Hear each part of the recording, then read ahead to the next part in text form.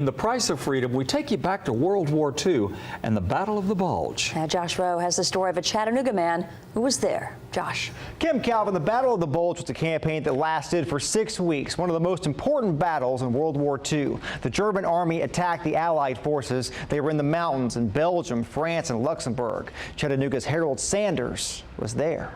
I was working in the shipyard in Newport News, Virginia, and I didn't like it that much. It's cold. So I knew I was going to be drafted soon. So I quit and came back home in Hayesville, North Carolina, and waited till I got the notice. He was attached to an engineer battalion as a medic. The first combat he saw was at the Battle of the Bulge. There, U.S. forces saw their highest casualties for any operation during the war. Harold Sanders made it through all of that. He then went through France, on to Germany. Close to Dortmund, Germany, was where I got hit. He was hit April 8th, 1945. The war in Europe ended on May 8th. The engineers he was with were trying to clear a roadblock. There was a rock wall about so far between the elevation of this yard and this yard that I was on. I made it up over that wall. The mortar shell hit right behind the wall. And apparently one piece of the mortar shell shrapnel went through the wall, hit me in the arm and back. The injury took him out of the war. His arm hasn't been the same since. They were going to take my arm off because the shrapnel had cut a groove in the bone but didn't break it.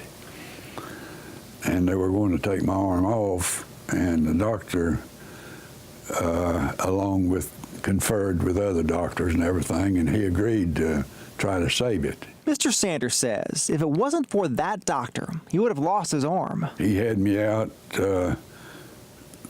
throwing balls.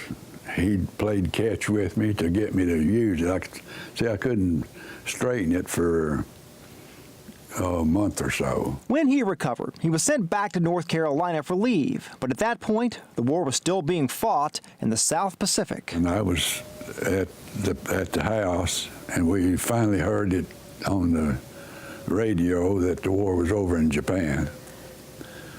And the bell started ringing over at the courthouse in town, and the church bells ringing and everything. The school right across the road from where we lived had a big bell for the classes and so forth. So I hurried down to the school and rung the bell for I don't know how long. Harold Sanders moved to East Tennessee to work for TVA. He worked there for 28 years in Polk County, Kingston, and Chattanooga.